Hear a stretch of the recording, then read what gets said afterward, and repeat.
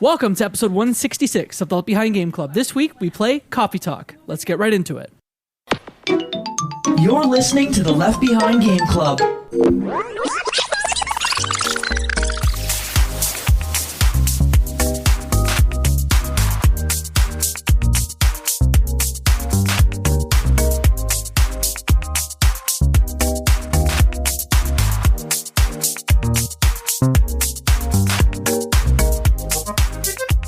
Welcome to the Left Behind Game Club, our never-ending attempt to make sure that no game is left behind. I'm your host, Jacob McCourt, and today I have three friends with me. The first friend, you know them, you love them, it's Flora Marigold. I am ready for a nice cup of tea. And here to drink tea with us, we have two special guests. Let's start with our second friend, Matt, a.k.a. Stormageddon. Welcome back to the show. Thank you. It wasn't that long ago that I was here last, so it's fun to come back so soon. You are quickly becoming one of our most appeared guests, so I'll take congrats it. on I love that. it. I love it. People know I hate podcasting, and I never do it. So It's true.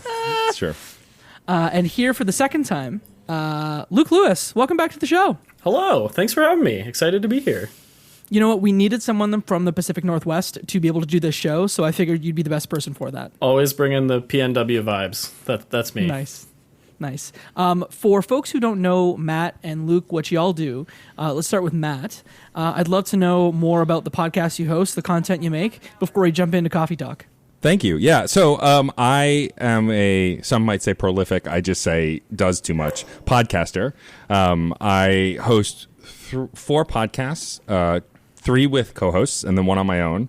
And I have 2 video game podcasts, which are probably the most relevant to our listeners. Although, as of when we're recording, Flora is about to be a guest on Screen Snark, which Jacob has also been on several times. So that's exciting. Screen Snark is a TV and movie podcast. We bring a guest on to talk about the most recent things we've watched. It's a lot of fun. It's mostly goofs. We talked a lot about birds in that episode. You'll see. I'm not even going to explain it. But I also do Reignite, which was a Mass Effect podcast, now a BioWare podcast. We've moved on to the Dragon Age series, which has been interesting. I like Dragon Age Origins, but we have thoughts. We've run into some hiccups already early on in that game. But I also do a broader video game podcast called Fun and Games. Jacob has been a guest several times, and then all 3 of you have done Side Quests, which is our sub-series within it, where people talk about a game they love and why they love it. And beyond that, I also edit for the Game Informer show, which is a lot of fun and kind of a dream come true since I grew up reading Game Informer, and that's kind of it. Well, again, thank you for coming back. We are excited to talk about Coffee Talk. But before that, Luke, you have a podcast too. Tell us more. I do. I am the host and producer of the Lukewarm Games podcast, which is a weekly gaming and pop culture show that I host with my partner, Claire.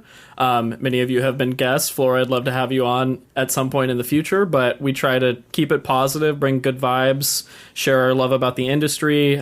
We have some upcoming exciting developer interviews coming up in future episodes off of PAX East and our coverage there, so check that out. But thanks for having me, and excited to be here and chat with you all tonight.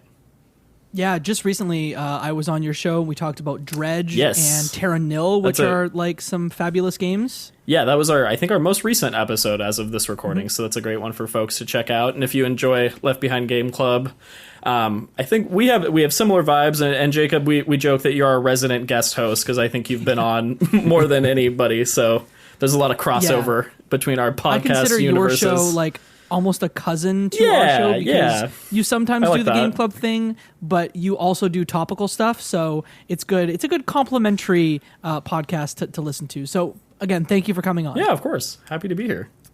Today we're talking about Coffee Talk, developed by Toge Productions, published by Toge Productions, Chorus Worldwide, Serenity Forge, depending on which platform, what time, if it was physical. It's available on Windows, Mac OS, Switch, PS4, Xbox One. This is on Xbox Game Pass if you have Game Pass at the time of recording. And it was originally released on January 29th of 2020. We start the show with our fast pitch, which is a 1-sentence description of the game that we are about to talk about. Who wants to jump in first and give that fast pitch? I'll go first. Coffee Talk is a visual novel that focuses on good vibes, good drinks, and great small talk. All right. Flora. For me, Coffee Talk is Lo-Fi Girl, the game. Oh, you stole mine. Mine was literally fantasy lo-fi chill beats, the game. That's why I hopped in second. I was like, someone else is going to go for that. Yeah, you got me. Closing it out, similar wavelengths to y'all. I had lo-fi beats to narrative game too. All right, yeah. So before we get into talking about the game, this is a game about a coffee shop. We'll get into exactly where it is, when it is, what it is. But I'd love to know what your ideal coffee order is. And if you have multiple, depending on context, I'd love to hear that too. Flora, your hand shot right up. Did I lose my mind, or did you not give a one-sentence pitch? I did. It was just the literal same as yours. Oh, okay. You said same. Sorry. No, you're fine. I was sitting You're here fine. thinking, like, either I can't count, which is certainly possible, or, okay, that makes sense. Do you want me to? I can give another one if you'd like. I'd love that. It's going to be terrible. Even But better. What if Toonami was actually a fantasy coffee visual novel based in Seattle? I mean, I can see that. Yeah, Really bad. I'm so Really glad I bad. asked you to do one. yeah. I like it. love I like it. Yeah. I get the vibe. Okay. Now you can't get away from it, Flora, because you put me on the spot. I'm putting you on the spot. Fair.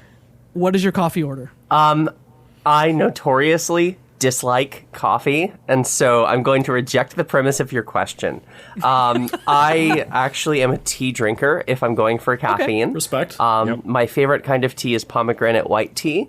And I can also roll with like green tea or like hibiscus tea or other such things in the floral sort of direction, like a jasmine tea and whatnot. But pomegranate white tea, I drink it every single day at work. It's just kind of like a habitual, like when I get to work, I go for it. I boil my water, I pour it over the bag, etc. And so I've tried everyone's quote-unquote way of coffee. Like, I've tried it with sugar, I've tried it with cream, I've tried it with honey, I've tried it hot and cold and everything in between. And just not for me. So anyway, sorry to start as the negative Nancy of the group, but I'm just very pro tea. And when a character in this game orders it, I'm just like immediately emotionally connected to them. So, Love that. Matt, how about you? So I have several. We'll start with the at-home coffee. When I'm at home, I prefer medium roast. I used to use a Keurig, but my spouse has educated me in the proper way of grinding our own beans, and then like that we buy whole beans, and then using a filter and like pour over that whole 9 yards. But my preference is home as light and sweet. I usually prefer hazelnut creamer, Coffee Mate brand if I had to pick, but otherwise any hazelnut creamer. At work, I do the same now because at my day job, I'm responsible for buying the creamer. So I just buy my creamer and use it at work. But if I'm in a coffee shop, usually my go-to quick, like not thinking, is vanilla latte. If we are in the fall season, it is a pumpkin spice latte because I am a basic bitch, and that's okay. Those are kind of, and then I do like tea, but typically it's Earl Grey hot. Yes, I know. Yes, I'm a Star Trek fan. But I also do like English breakfast or any other kind of black tea as well, but also sweet, usually with a lot of sugar or some kind of sweetener. I think I kind of have a mix of everything that's been mentioned. I have like a beverage for all occasions. My inside joke with my partner Claire is that I always be sipping because I always have some sort of beverage happening. Amazing. But yeah, I'm a big at-home coffee person as well. I got an espresso machine, I think about a year ago, and I went kind of deep in the like, let's grind my beans, let's learn about like pour over processes and different flavors and try different roasts and beans. So I just like experimenting with different beverages. And then, so I'm a big coffee person, but I also love, like, depending on the time of day, winding down with a nice cup of tea or like a non-caffeinated hot beverage. But yeah, all of the beverages ordered at a coffee shop I'm a fan of on a given day. I'm glad to know I'm among like coffee, no offense to anyone, coffee snobs, that we all have our particular way. As Flora says, does something that I won't repeat on camera. I love light roast. I will do it at home, just a little milk, little sweetener. But if I'm at a coffee shop, I typically like an Americano, a little bit of milk, a little bit of sweetener. If it's during the summertime, iced Americano. If it's in the cold times, I get a hot Americano. And then, a little English breakfast tea is pretty good too. So I kind of run the gambit, if you will. Nice. Awesome. So we got lots of different coffee options. To start talking about coffee talk, Someone described it as a visual novel. I think that's pretty fair. Does anyone want to kind of explain exactly what you do in Coffee Talk? Because there are kind of two subsections of Coffee Talk. Yeah, sure. So Coffee Talk is one of those games where it's a visual novel, so like it's narrative forward, right? You're mostly talking, or in this case, it's text, it's speech bubbles. But it's not only just a visual novel; it's also a coffee and beverage making sim. You are literally running a coffee shop, and you have a device where you can look up like recipes and social media and kind of get a feel for your customers and your regulars. And sometimes they tell you exactly what you want, so you can make it easily. And then sometimes they give you a vibe, and you have to figure it out on your own. So it's kind of coffee simulator puzzle game too, which is really interesting. And then I think that's mostly it, and then there is some like narrative shenanigans, which we'll get into later, that like goes a little bit even beyond the typical visual novel. Not that I even know what that phrasing means, but I liked figuring out.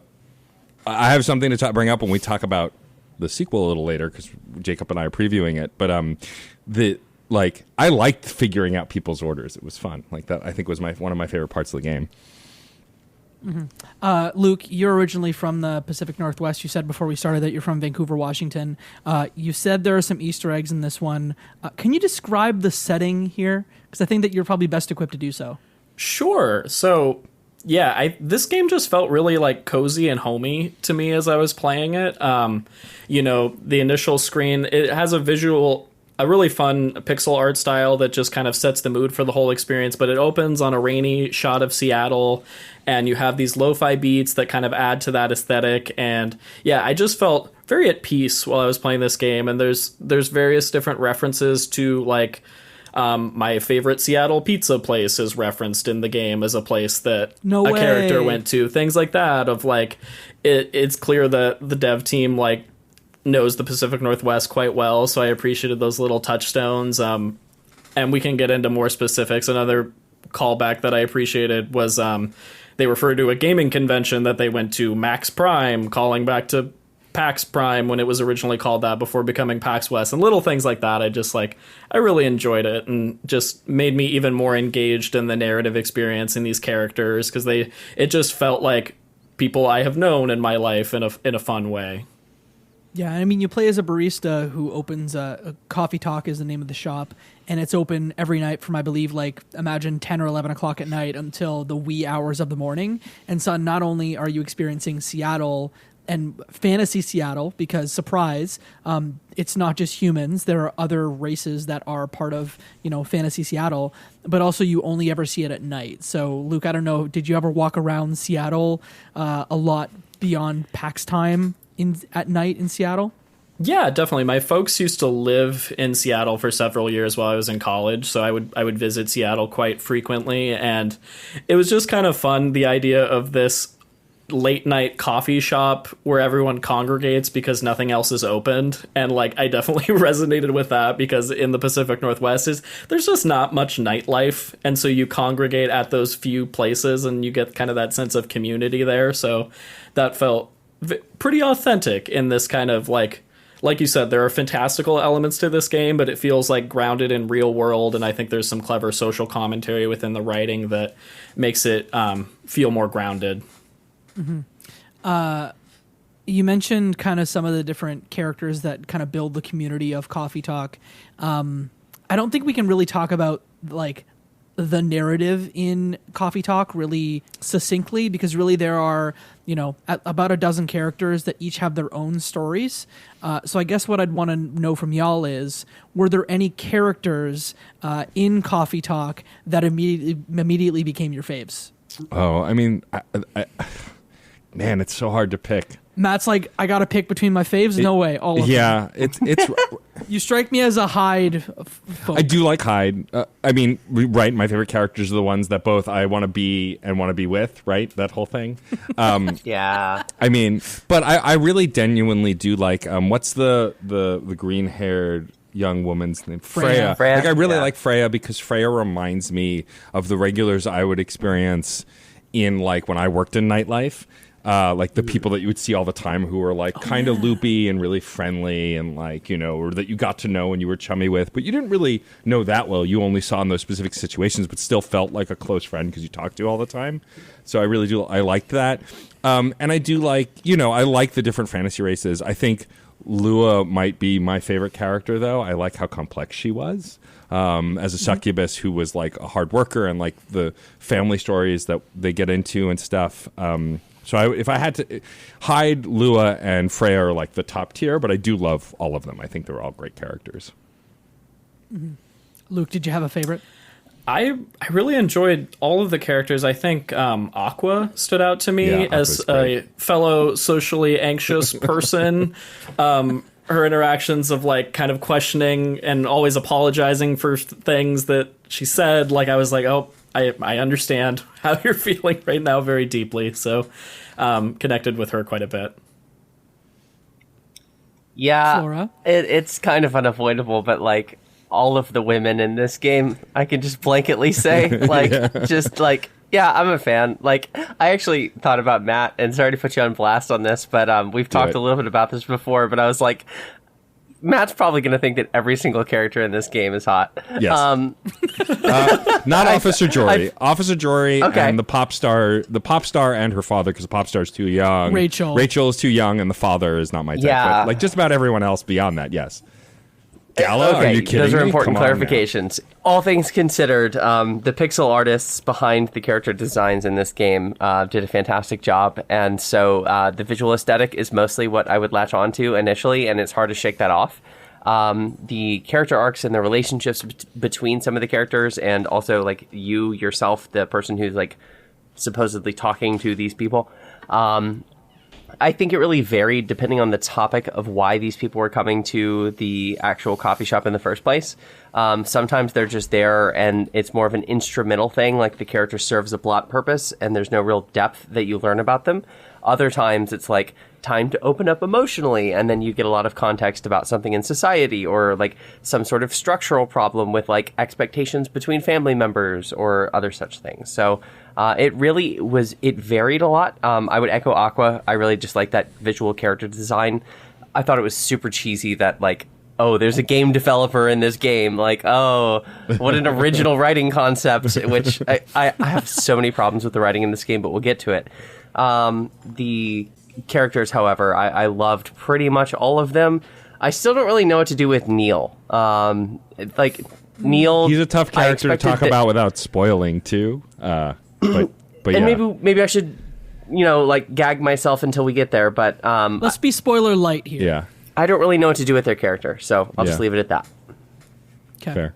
I guess I'll just quickly say like I'm a big Gala Yeah. fella. I don't know. He was just Shocking. such a big broody sweetheart, and I just couldn't help but be like, you're so sweet. I want you to be my pal because I know that you would take care of me even if I hide it a little bit. Because you know Hyde's a fellow that seems to get into a lot of trouble. Yeah. And then I just love Freya in that, you know, there was a repartee between Barista or whatever you named your character and Freya in a way that I just recognized. I'm like, oh, you're like my one or two friends that like, you know, you're like Katie, for example, we have like a verbal battle, or my friend Britt, who like we just kind of like banter. go back and forth. The banter was strong with Freya, and I think that's what I appreciated about her. Yeah, that's something we should talk about. What did we all name our baristas? I'm curious. Oh, important Yeah, question. so I named mine. Just Jacob. I named mine Stormageddon because it allowed 12 characters, and whenever it allows 12 characters, I go for Stormageddon. So that was mine. Nice. Yeah, I kept it simple, Luke. Yeah. Flora, were you Flora? Yeah. Yeah. No one kept Barista. No, yeah. Okay, I see how it is. It was my coffee shop. I would, you know, it was a Barista role eraser. playing. Yeah. Exactly. Yeah. We've talked about our favorite characters. Were there some really memorable storylines that y'all immediately came out? Because obviously, like, the gameplay, like we've said, is two things. It's visual novel and it's making coffee. We can talk about the making coffee, I guess, near the end. But I think we'd be hard-pressed if we didn't talk about the core of this, which are some of the storylines that some of these characters experience. So I don't want to put anyone on the spot, but if anyone has a memorable storyline, just go ahead and throw it out, and we can talk about it more. I mean, like, I'm not going to get into the overall narrative, but I like that there was an overall narrative, right? This could have just been Small Talk the game, which I would have loved. But the fact that there is a through line and there is some cool shenanigans that you can encounter once you've finished it is really interesting. I mean, I think I really like Freya's narrative the best, right? She seemed to have the best rapport with the barista, and like her arc of getting her dream realized and getting a book and then freaking out and trying to do a day job while pursuing her dream. Like, I think something we can all relate to on a level. And like, I actually think I really liked, even though it was kind of predictable in the way it was presented, I like Rachel's story and Rachel's story with her father and she's a pop star. Like, I really like that story because though it's been done before, I think it was really interesting and very kind of wholesome and like actually really open, especially when they were struggling and all that. So I think those are probably the ones that stand out the most to me as favorites. Though I do, like I said, I can't play favorites. I really do like them all. What really surprised me about Rachel is, her race is called the what is it called? The Neki Mimi, Neko Mimi. Cat girls. And essentially cat girls. They switch like from cat to human. And the first time it happened, I was kind of a little bit surprised. So that was a fun thing too. I guess for me, what I really appreciated is the story between Hyde. I guess I'm just going to be a Gala stan today. Between Hyde and Gala, that immediately on like Hyde's face, you think that Hyde is just a simple kind of arrogant vampire character. But you peel back the layers of the onion and you discover really quickly that Hyde is actually kind of a complex character and has he's lived a long time. And in that time, he's kind of lived multiple lifetimes and had multiple different jobs, but among those jobs he always kept his partnership and his friendship with Gala. And so at the start I think he was one of my least favorites, Hyde was, and then quickly became one of my favorites because I'm like, oh, you have baggage and that's why you're like this. Yeah, I think my favorite as far as little like mini stories go was between Myrtle and Aqua, which Myrtle is framed as a rather aggressive character in the beginning, and Aqua, as mentioned, is framed as very like socially anxious / awkward. And seeing that relationship, like both of those barriers be like mutually overcome, I just liked that dynamic, and seeing those characters eventually like schedule meetups and stuff was just kind of reassuring to like have implied context for what their lives are like outside of this cafe. The fact that they had planned this together as opposed to so many other of these interactions, which just are seemingly by chance and random. I don't know. I just really liked that back and forth. Yeah, I think any standouts we haven't talked about yet? I think we've touched on the big ones, but I think for me, just the concept of like getting small little narrative updates from each of these storylines throughout each day really stood out to me, and it was cool to see like what was happening simultaneously with everyone in their lives. One we didn't touch on that I enjoyed was Lua and Bailey's kind of traditional love story, and tale for the ages of, oh, your parents don't want you to be together. But I liked how they did it with the fantastical twist, and it kind of tied in well to Freya's narrative arc of trying to put a book together and being the original inspiration for writing the novel. And I thought all of that was interesting to me. Sometimes I almost wished for more about the meta narrative, about the things that were happening in the world, because every day you'd get a newspaper that would come that would give you headlines of the 14 days where like we learned about Fire, I think is the name of the agency that essentially is trying to the FBI. take care of extraterrestrials. The FBI. They're trying to take care of extraterrestrials, but beyond the headline, you don't get the story to dive into, and you can read the Evening Whispers on your phone, which is the paper that Freya contributes to. But I think that there was a lot of interesting stuff about, at one point they refer to the Core 6, for example, of races, similar to many other fantasy stories, about the races that were given almost distinction first, or were given even IDs first, if I remember correctly, and then getting into those races that didn't get that until much later. I wanted more detail about that, and I understand the scope of this game is quite small, but I think that they teased me enough with like things that I could have loved. Flora, you look puzzled. I don't feel puzzled necessarily. I am just, as mentioned, frustrated with the writing in this game.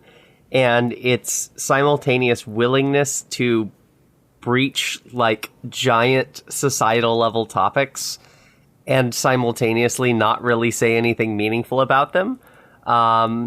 And I don't mean that as the dagger through the heart of this game, because like I don't feel bad about this game. It's not like it's a failure or something. But from the very beginning, like this game just commits certain writing sins, I guess I would say, that like follow it all the way through. Like this is a game about writing. For example, like Freya, the main through-line character, is a writer and is dealing with the ins and outs of writing and what to write about and writer's block and making a career out of this, like, which is quite literally what the person who wrote the script of this game must have been going through. Like, it's just one of those.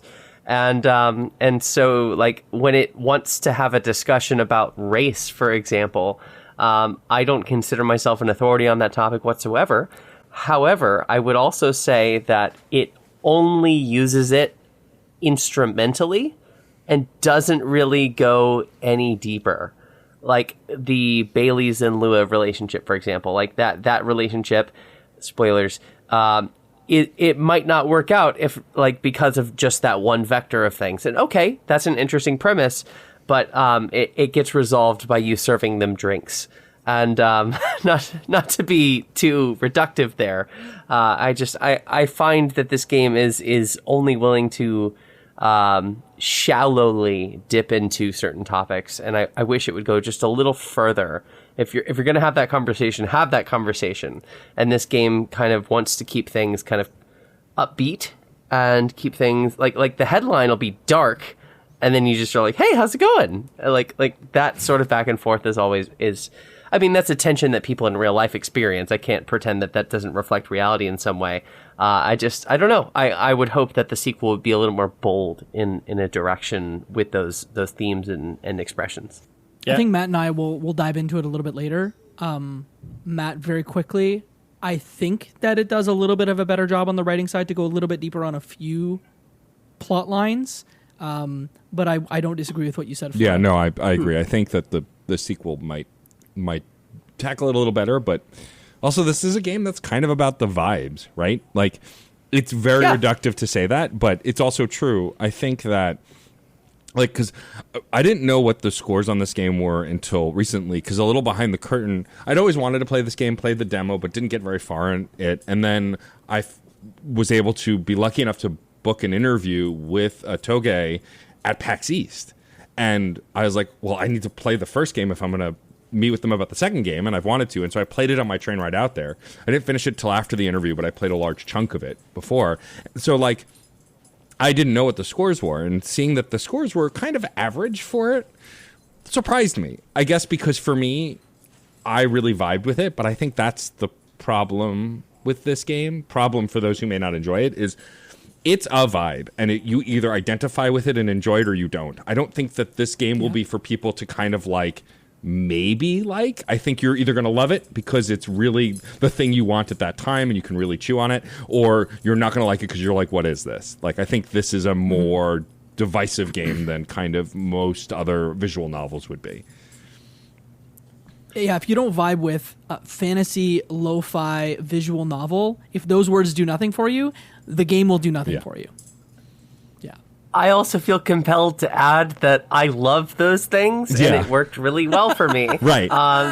Because I worry, like, you didn't direct any of those statements at me by any means, but I definitely, like, I think that my remarks could be cast in a direction that make this game seem like it deserves those scores. Yeah. Which I would also echo. I think the Metacritic score on this game, or the OpenCritic score, is lower than what I would give it. Right. The vibes of this game, are the selling point. Like, that's 100% why you come to Coffee Talk, is I want some lo-fi pixel art, just reading and just chilling in the rain. The type of person who goes online and like plays Rainy Mood in the background while they're working is the type of person who would love this game. Yeah. And guess what? I'm in the crosshairs of that.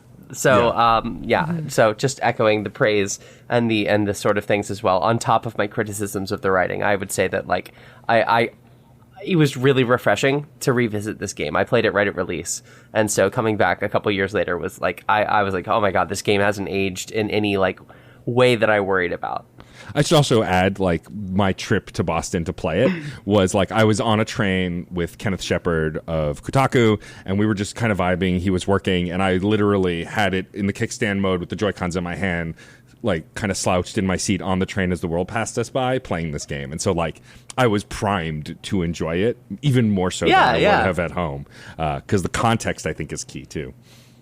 Definitely. Yeah, I think it's relevant here, so I'm just going to quickly bring it up.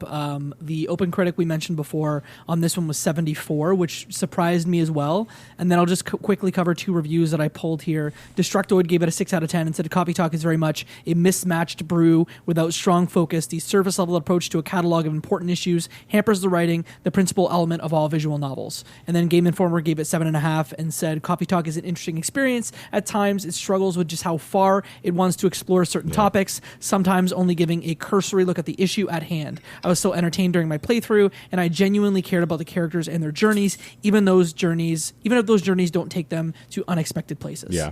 I mean, and I think that, like, I am not a scholar of writing. I do some writing, but, like, for the most part, vibes carry me through lots of games. And so, like, all of these criticisms are valid. They just washed right past me because that's not what I like. Of course, I want that from games, but I didn't want that from this game. And so I kind of forgave it. Let it slide, whatever terminology you want to use. For sure. I think hearing those, like, pull quotes from the review, I agree with everything that's being said, especially with, like, kind of the cursory approach to the narrative structure and touching on these issues, like you mentioned, Flora. But I think, like we're saying, the vibes, the music, just the atmosphere of the game is what really pulled me in and kind of kept me engaged throughout. But yeah it by no means a perfect game, but I think I had a positive experience engaging with it. Yeah, on the music, Andrew Jeremy did the soundtrack for this one, and it's so good. Immaculate. Unbelievable. And the one thing that I pulled on my in-laws were visiting, and I was like, I'm going to test this out and see if I can play the Coffee Talk soundtrack and not have anyone go, is this a video game soundtrack? And let me tell you, it absolutely works. So this passes the Coffee Talk or the coffee shop vibe. Nice. Yep. So if you want to play this game too, I encourage you to play it while your in-laws are over and see if they say, are you playing video game music? Because I bet you they won't. Small anecdote along similar lines. My line of work, I always have Lo-Fi Girl playing in the room. That's just a daily occurrence. I just hate dead silence. And so something that it doesn't distract because it doesn't have lyrics, but like it's just a cadence and a rhythm just to kind of set the tone of the space. Anyway, there was one day at work about 2 weeks ago where the internet went down. And I didn't have access to my stream of Lo-Fi Girl. And so my computer at work has a ton of restrictions on what I can do. But I have a couple video games that are DRM free that I have from itch.io bundles and such. Yeah. And I've put them on this laptop. And so I launched Coffee Talk, plugged a speaker into my computer, and just hit there's an endless mode in the menu of this game where you can just kind of do order after order after order and do latte art and whatever. And it has a little shuffle radio on your little cell phone in game. And so every 20 minutes, 30 minutes, I would just hit next on the soundtrack just to kind of make sure that variety kind of was the tone of the day and it didn't get stale. And that single-handedly saved me from having a horrible day at work. And I love that. So that's great. Amazing. It was low maintenance. I didn't have to do anything. Once every half hour, I would just hit the Windows key, see if the internet was back. It wasn't. Spoilers. And then I would just click back on the game. And it. Oh my goodness. Perfect. I don't know what else I would have done without Coffee Talk. So. Fat dub for Toge. I'm glad we brought up the music too, because anyone who knows me, and I know the three folks definitely know this about me, is I'm a giant music nerd, and music makes a game for me. Really? What? It's why Hi-Fi Rush continues to be my game of the year, because of just how much I love that soundtrack, and it's a music game. But this game, from the minute it starts, from the zoom in on the outside of the shop to then in the shop, you can change the soundtrack. Also, you have a fake Spotify on your phone that you can literally shuffle through the tracks and listen. They give you music control as if I have identified with a lot of characters in a lot of games, right? I did a whole podcast about Mass Effect and Commander Shepard, but I identified with this character for the simplest reasons, like how he carried himself or how they carried themselves, and like the phone thing, though simple, like checking in on social media every day and like seeing what my friends are up to, and then being able to mess with the music and have control over the music, like that it wasn't a static soundtrack. I think there are moments that require certain songs, like certain songs play at certain times, but for the most part, you had freedom to flip through the soundtrack. That was really gratifying to me in a weird way. I mean, because I listen to music all the time when I'm working or doing, as long as I'm not editing audio, I'm listening to music often, and so it gave me that kind of vibe, which was really neat. Did you play with any of the other stuff on the phone? I did. I did look at everything. And of course, you have an app that like tracks the recipes for you, which was fun. And then there's a thing that happens later that's spoilery that does not allow you to check your phone for a certain recipe when a certain thing happens, which I also thought was really interesting. Like, of course, in this panic-inducing moment, faced with this challenge, why would you look at your phone? You would just do the thing. It was very interesting. In my first playthrough, I should probably mention this. I just kind of, after like the third drink I made, I just said, screw it. I'm just going to like not care about what they're asking. And I don't remember specifically, but let's say I just espressoed everybody. Yeah. And this game, it turns out it really matters that you get people's order right, or else they won't emotionally open up in front of you. Yeah. And so I got a wildly different experience. Example being the gala thing. That didn't happen when I first played this a couple of years ago. I played it again, and today is when I finished it, and I got that sequence, and I had a walkthrough open that told me exactly what ingredients to hit each time. Yeah. And so I didn't even notice, because I wasn't in the habit of looking at my phone in the game. I didn't notice that ability was taken away. So that's actually really cool to hear that that's like a tension building, like withholding sort of gesture that the game takes there. I didn't know that. You know, when that moment happened, I was on a plane. I finished this game on my flight out to Arizona for vacation, and like that moment happens, and I can't get it open, and I have no Wi-Fi. I wasn't paying for Wi-Fi on the fly, and so I literally didn't know the right drink, and so I made it from memory and was wrong. And so when I replayed a bunch of stuff, I did that correctly, but in that moment I went, oh God, this is the worst time for this to happen. Oh no. That's so funny. Yeah, it was great. Isn't the drink called Galahad? It is called Galahad. Yeah. Nice. Yeah. That's really interesting that you bring up the phone piece, because I didn't really mess with the phone much. I should have explored it further, but when it came to the drinks, I wanted to kind of not test myself, but I was like, I want to try to puzzle through this. What vibes are they giving me? What ingredients are they asking for? Let's see if I can figure this out. So that was kind of a fun. I felt like I went in blind when it came to making drinks. So it was like, I think I know what's in a latte. Let's see if I can figure this out. So that kind of thing was fun. And just to speak to the spirit of that thought, Luke, like this game gives you 5 attempts to make your drink. Yeah. And so it really, in some ways, does encourage you to ignore like the systems of like the phone and whatnot, like the recipe bank that you can kind of reference.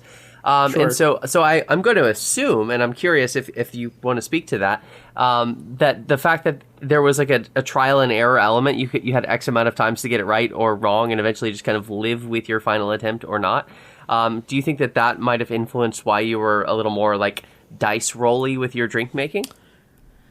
I think so. It was kind of something that I just early on, it didn't seem to have much of a penalty. So it was kind of amusing to me of like, oh, didn't get that one right. I can tell by their reaction, or like that one where they're like, oh, this is just right. Exactly what I wanted, of like the satisfaction there. But yeah I think the multiple attempts piece was key. We also haven't touched on the latte art mechanic, which I thought was very fun. I never got it good either. No, I think awful. I forget which character is the first one that asks for latte art, and I tried to do it. And they were like, yeah, and he was like, you think this is cute? Yeah. This is your attempt to kind of belittles you a little bit. Yeah, like that was all very funny to me. I don't like that guy, right? I took that as like, maybe this is just my personality, but I took that as like, now I have to master latte art by the end of this game. This person's got to love my coffee. I took it personally, Did you practice in the endless mode that's in the game? I sure tried, in order to get all the and I could never. You have to really touch everything. Yeah, I couldn't get a good one personally, but. How many of us did 100% this game? I did not. I will throw myself under that bus. So I didn't. I did not 100% it. I did get the complete story with bonus cutscene.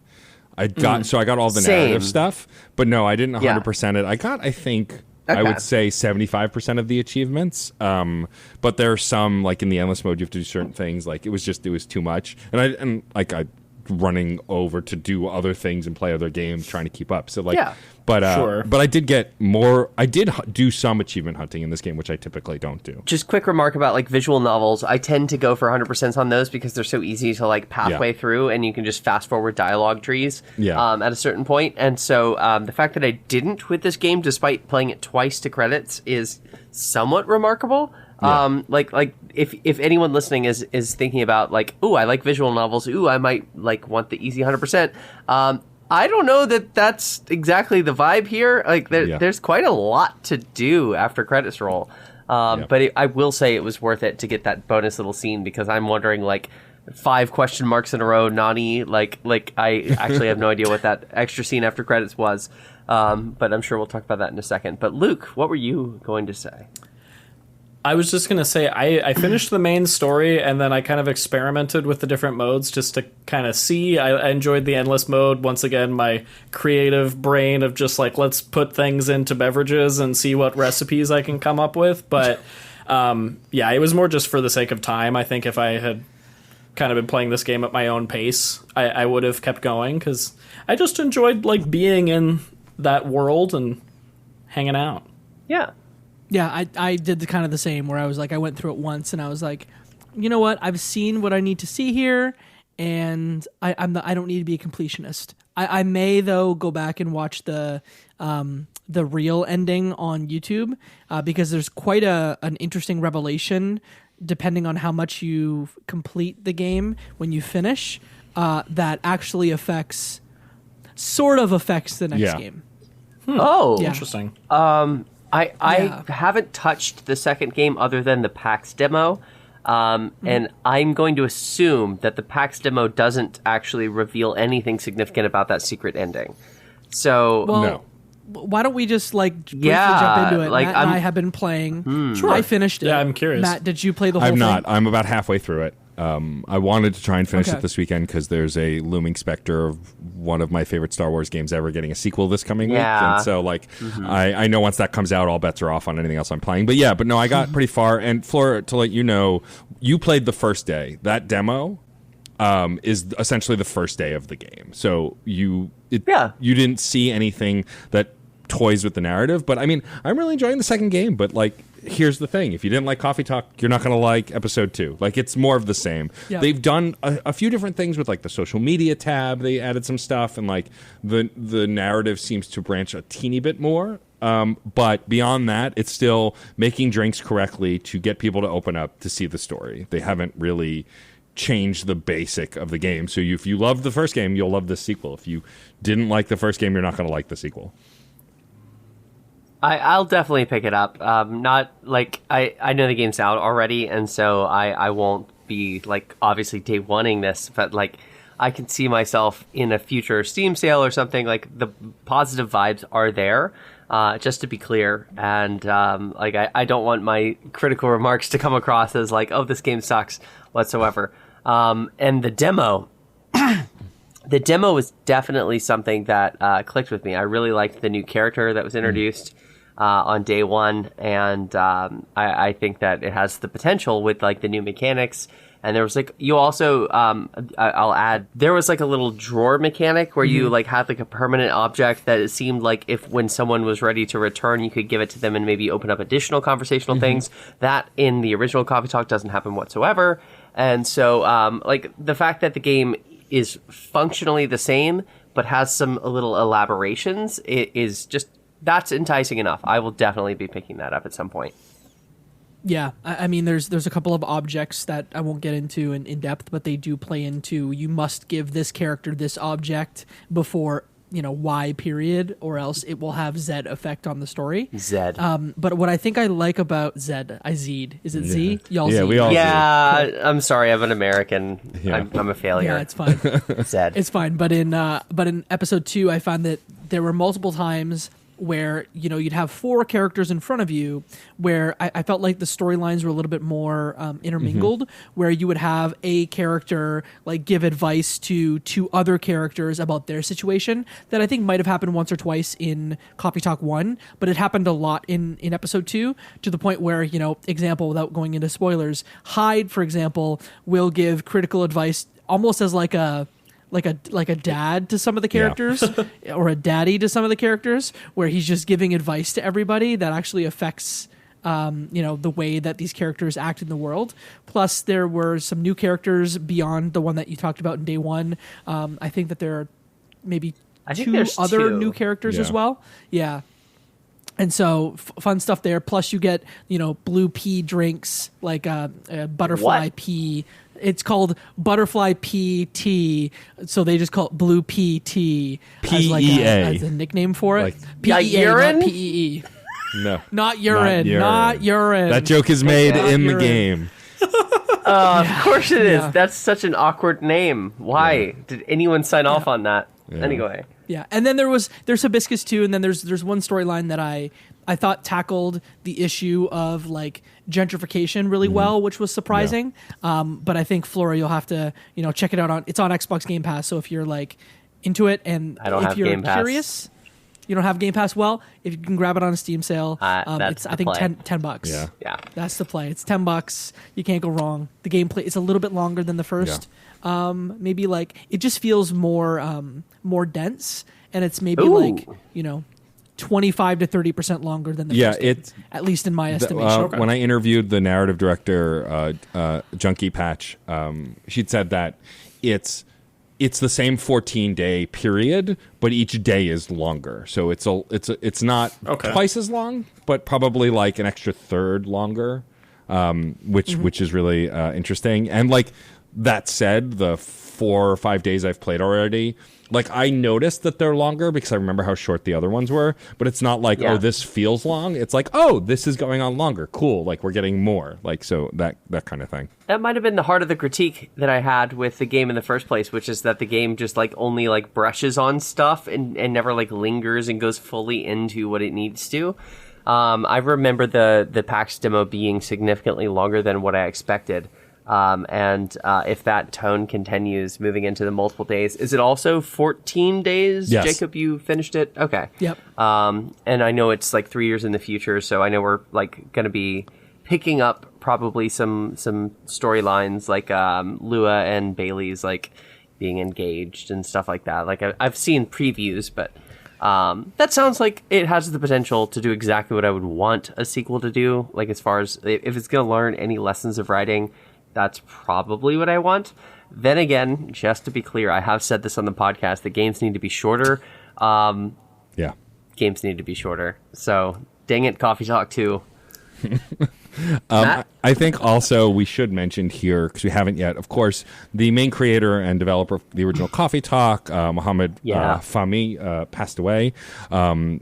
I believe in March of 2022, and so, but I believe that the bones of this game existed before he passed, and so this new writing team, when I got to do my interview at PAX East, they talk about how much they miss him and how, like, they hope they're carrying his vision, right? That the whole point of this game is they want to bring to life what he had envisioned for the second game. So that said, because this was in some semblance of development before he passed, I believe, I don't know that we'll get a third one. We'll see. I mean, it's, I guess at this point, up to Toge and Course Worldwide, since the original creator is no longer around. But I am curious. I haven't beaten the game, so I don't know if there's the kind of opening that for another one that the first one had. And I personally am kind of two minds about it, right? You know, it's hard to create in the vision of someone who's no longer with us, but also the team knew him well and care about him greatly, and like talk very affectionately about this game and the vision they're trying to provide, even though he's no longer with us. So we'll see. But you can definitely tell the writing, like if you're playing the second one after the first one, and I've played them close together, it feels in the same vibe. Clearly they are trying to fulfill his vision and kind of keep these characters in the same way. There are no sharp character changes or like, oh my God, this character doesn't sound like they should. Like, it does feel in vein of the first game, very much so. And then I might be mistaken here, but I think Mohammed Fahmi, after they left Toge, they went and made their own studio as well, and may have worked on What Comes After, Yeah. which Flora, I think, is a game that you really liked. I don't remember the connection of What Comes After. That's so strange that you would single me out as having liked that game. I just know you played that. Oh, okay. So you probably saw it on Steam. I'm going to be honest with Yes. you. I really have some problems with the writing in What Comes After. Sorry to be the negative Nancy once again, but like, it's a cool, interesting premise. The way it's delivered is rocky and could use some refinement. And yeah, should people play it? Like, I think there's something cool there. There's a conversation to be had there about that game. Is it going to satisfy a particular vibe? Like, not really. Like, Coffee Talk serves a vibe. Yeah. What Comes After is very... It's like little girl on a ghost train going in one direction and finding closure with their emotions. Like, it's fine, just not... I don't know. Like, I forgot that I played that game. Is probably the worst praise I could give it, but there you go. All that playing Coffee Talk 1 and 2 has made me want to do now is play A Space for the Unbound, because it obviously is a very different style of game. That is a slice of life adventure game. Looks really good. But also made by Toge, so I'm like, oh, I need to play that. I'll also say Valhalla, the bartender game. I haven't played it, but it looks like a massively like niche match for me as far as like the vibes being cyberpunk is a little closer to like what I would go for. Like, again, big lo-fi fan, love the cozy coffee shop vibes, tea supremacy, etc. But you know, like if we set the fact that tea is better than coffee over here to the side, Valhalla is about like alcohol. So we'll see. We can have a separate conversation and maybe a separate podcast about the merits of the drinks in that game. Isn't Red Strings Club also very similar? Like, has a similar vibe to it? This one came out It maybe might like 5 be. years ago. I think so. Published by I have that. I Devolver. think so. Yeah. I have it. I don't remember what that game's about, but I have that game. Yeah, obviously, again, different. It's more of an adventure game than a visual novel, but it has that same bartendy vibes. Yeah. I mean, I will say, as someone who's been sober for a while now, I prefer the coffee shop to the bar, but I've heard that Valhalla does have a similar style. Like, everyone that has seen me post about Coffee Talk said, oh, you have to play Valhalla. You'll dig that if you dig Coffee Talk. So I think narratively, it's very similar as like a structure. And so I am curious about it. And it is definitely one of the next games that I definitely want to play. Any other things y'all want to say about Coffee Talk 1, or about games that, like, if folks want to play games that have similar vibes, we've talked about a few here, that they can cop or grab if they really like this one? I'll leave it open to the floor. I do want to say, I don't think we should, because it's such a short game and it's so accessible right now, I don't want to spoil the main narrative. But I do think, so Flora brought up a character, Neil, who is this person that is made very clear early on to be from outer space and part of a hive collective. Drinks through his finger, or their finger, and is just a very odd character, and is... in the first episode, the first day he appears, he talks about how he's on a mission to procreate, like his race to survive. They go to different planets to procreate, and I think it handles it pretty well. But it is an interesting conversation to be having amongst the other conversations that are within this game. But the main narrative does end up revolving around Neil, and I don't want to spoil it. But I think it is interesting. I think the way the game ends is interesting because it does try to have a complete narrative wrapped around the what seems like just a group of small conversations. And I think that the sequel, I haven't beaten it, is going to try and live up to that. And so I'll see. I enjoyed where the narrative went, but I did also, like Flora, have a lot of question marks. Even when I got the secret ending, I went, wait, what happened? Same. The second game does try to explain it a little bit, but it hasn't quite gotten there from what I've said. But I think for me, the thing that again makes this game so strong to me is like, so for those who don't know, and I don't even know if everyone on this call knows, I used to work within the burlesque scene. I used to host, I used to DJ, and so I did a lot of nightlife stuff where I would hang out with folks that I didn't hang out with regularly except at those events. And so it was a lot of small talk. And while small talk at like parties where I don't know anybody, I dread, small talk amongst people I like in environments that I can control, I love and live for. And this game emulated that to a T. The conversations that I got to have as the barista with these different characters absolutely made me feel like I did when I was schmoozing as a host for a burlesque show, because that's what you got to do, right? You got to get the room ready. No one's here to see me perform. They're here to see the naked people perform. But like, you got to get them ready and rev them up. And like, you know, once you start seeing the same people at the same shows, you know their name, you know what they're working on, you know their day job, what they do, if they're married, have kids, have a dog, whatever. And this, I loved that environment, and is the thing I missed most about that environment. And this game absolutely made me relive that in a really fun way. And I think there is merit to creating games around small talk like this that I don't think a lot of other games have done particularly well. I haven't played Valhalla, but like for sure this is one of the first games that I really felt a real life experience, for lack of a better word, like something that directly connected to something I experienced in my own career path and in my own real life in a way that I haven't necessarily translated one-to-one from other games. Another game that I think that you could throw in here to talk about similarities within would be I think it's called Kind Words. It's the game where you write letters to people. I almost said Kinder Worlds, which it's not that similar, but it's sort of similar. And so the idea there is like you get a letter from someone who is going through something tough. As you're listening to lo-fi in a room where you can decorate it and stuff, you write them back and like tell them your perspective or how you would deal with the situation, or like just wish them well. And the sort of topics that are brought up in Coffee Talk, despite my criticisms, like they're, you know, these people are coming here because they probably don't have a lot of support systems in their personal lives, and so you, the barista, are serving as that support system in a weird de facto way. And I like the game that I just mentioned, Kind Words, but it also is kind of exhausting to be someone's vicarious therapist. Yeah. And there's only so much of that game that I can play because I personally have issues of my own that I have to expend energy, solving. And so I don't know. I think at the very least, in terms of like aesthetic vibes, like both sonically and visually, give it a try if you're looking for something similar.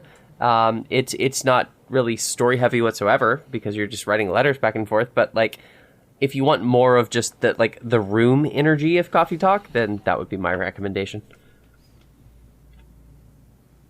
Luke, anything you want to cover, or recommendations for folks who maybe have played Coffee Talk? Sure. I can't think of any other games that kind of hit this similar vibe aesthetically, which is, yeah, go ahead, Flora. Last of Us Part 2. Yeah, exactly. Totally. Totally. 1-to-1. It makes you feel things, that's for sure. Not sorry. Yeah, but no, you're fine. But yeah, I enjoyed this game. I think for folks that want to give it a try, I highly recommend, and I hope this is kind of inspiration for future games within this genre to maybe tackle topics in, I don't want to say a more intentional way, but have more depth and maybe slower pacing, and kind of sit in these moments in these conversations just a little bit longer to kind of give some better representation to these larger issues that they're discussing. Mm-hmm. Beyond wanting to play Space for the Unbound, which I haven't, I do want to call out Chorus Worldwide, because I think that the games they select have a vibe to them that if you liked this one, you will likely like a lot of their other games. So they just came out actually almost at the same time as this game, Varney Lake, which is the second in their Pixel Pulp series of adventure games.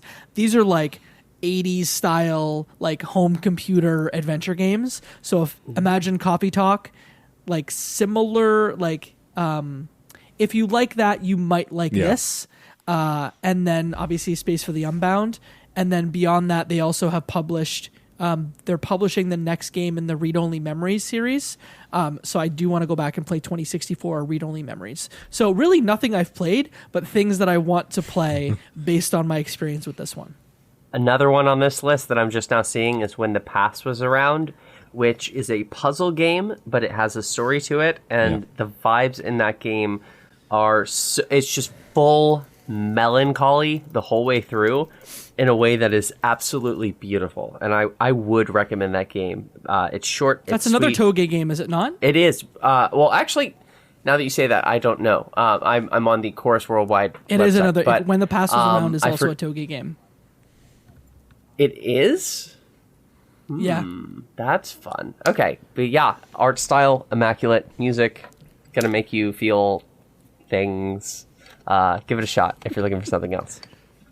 I just thought of one series to throw out, and I don't think this series doesn't address like social issues in the same way or attempt to do so, but just in terms of like an aesthetic and kind of being engaged in a social experience, I'd throw out the Emily is Away games for folks. Just in terms of like engaging with a narrative and kind of communication being the key piece that lets you experience the story. Yeah, I would also say on the more social awareness side, a game that I never shut up about online and is a visual novel mixed with other things, Boyfriend Dungeon. If you have not played yet, I love that game. It's just it's great. It shines a light on the queer experience in a way no other game has. This game hints at it a little bit, but like, you know, if you like attractive characters and you like tongue-in-cheek narratives and you like actual discussions of stalking and obsession and like things that you want to like not necessarily experience or understand, but like be part of a narrative that actually shows what some people go through while trying to pursue relationships and be a part of the broader world. I think it does say some things that are worth hearing, and it does have some really incredible characters and mechanics. And there's another game that's a vibe. The music is incredible. I listen to that soundtrack all the time. Weren't you playing it in the car for Ken Shepard today? I was playing it in the car while hanging out with Ken Shepard today. That is correct, if Twitter is to be believed. Yeah. I was about to say, how do you know that? If anyone's interested, yeah, Twitter tells me everything. And if you want to listen to Luke's pick, Emily is Away and Emily is Away 2 are games that we've played on the podcast. You can check those out, episode 109 and 137. Any final thoughts? Or if not, going once, going twice? Sold? All right. Well, hey, that's our episode about Coffee Talk 1. If you're curious, like we said, it's on Xbox Game Pass, at least at the time of recording. And if y'all don't have Xbox Game Pass, it is a game that is $10 on Steam normally. So please give it a shot if that's your thing. Matt, Luke, thank you for coming back on this podcast. I would love for y'all to tell folks where they can find you and your lovely work. Let's start this time with Mr. Luke Lewis. Sure. Thanks again for having me. It's always a blast to be here. You can find me on Twitter at Lukewarm Lewis and my podcast, the Lukewarm Games Podcast, at Lukewarm Games. We release every Monday, 9 a.m. Pacific. We have our most recent episode featuring Jacob McCourt, where we talk about Dredge and Terra Nil, two wonderful indies that released recently, and we have some exciting developer interviews. So if you enjoy positive vibes and industry insight from a gaming couple, come check us out. We'd greatly appreciate it. Thanks again. Of course. And yes. Matt, where can you So be I can found? be found mostly on Twitter while it's still in one piece. It seems more desolate every day. But DJ_Stormageddon over there. You can find all of my work at DJStormageddon.com. All of my podcasts, my Ko-fi, my merch store, all of that good stuff. Also, if you want a little more about Coffee Talk, the Side Quest episode 163, hosted by Keith Lenathan, who is another podcaster on Certain POV, did an episode on Coffee Talk for Side Quests, and it's a great episode if you want to hear more good vibes and more why folks love this game. Otherwise, the podcast I will continue to pitch here is Fun and Games Podcast, because I think it's the one that is the most of a sister show to the Left Behind Game Club and Lukewarm Games. We do developer interviews. We talk about games, genres.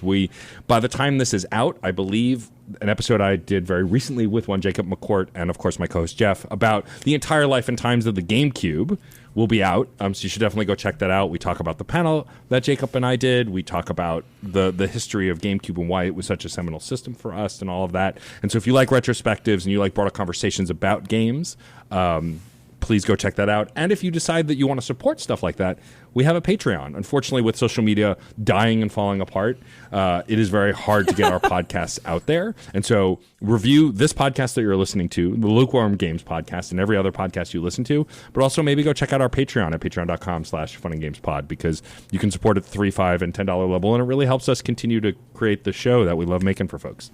Thank you both for coming. And to your point, Matt, please review the podcast you listen to, including this one, including the two that Matt just brought up. If you give us a 5-star review, we will read it on the air because we're doing that now. So I actually want to read a review that we just recently got. It comes from the UK. It just says, "Oh yeah, can you do another Undertale episode, please? Metatone, no, you are so cool." That's the whole review. That's amazing. That's it. Amazing. Love it. I mean, we have enough hosts where we could have a separate conversation about that game. It's not off the table. It's true. Yeah, because I'm going to tell you one of my biggest regrets in this podcast is actually the way I started that Undertale episode. In hindsight, it is sort of cringe to the point where I've thought multiple times about going back and editing it. No way. Because if you look at the retention, because I'm this person, on the podcast for that episode on Spotify, it's literally like half the people just drop before that intro is done.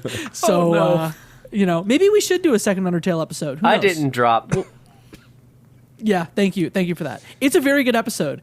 It just opens in a kind of cringe way. So I guess I'll say that. So give us a review and we'll read it on the air. Beyond that, you can find all things Left Behind Game Club at Left Behind Game Club on Instagram, and then Left Behind Game Club, Left Behind Club on Twitter. Sorry, at Left Behind Club on Twitter. And then send this to a friend if they like gaming podcasts, because that's how people hear about podcasts. Flora, where can you be found on the internet? You can find me on the dying Twitter platform at Ludonarrative FM. You can find me at epiloguegaming.com for articles. Of course, you can find me in the Discord if you are a member of the Left Behind Game Club community. Come post Yakuza GIFs with me every Friday. It's spreading into Tuesdays and other days of the week now. We're unhinged. Yeah. But otherwise, all of those places are great spots. So come reach out. And you can find that at leftbehindgame.club/Discord. So that's how you find us. And then you can find me at Jacob McCourt on all major social media platforms. JACOBMCCOURT. I'm on TikTok. I'm on Twitter. I'm on Instagram. I'm on Blue Sky now, I guess, too. Matt's on Blue Sky because of me as well. It's a new one. So we'll see. We'll see how long that one lasts. Hive is already kind of dead. Do we want to have a conversation real quick? What is Blue Sky?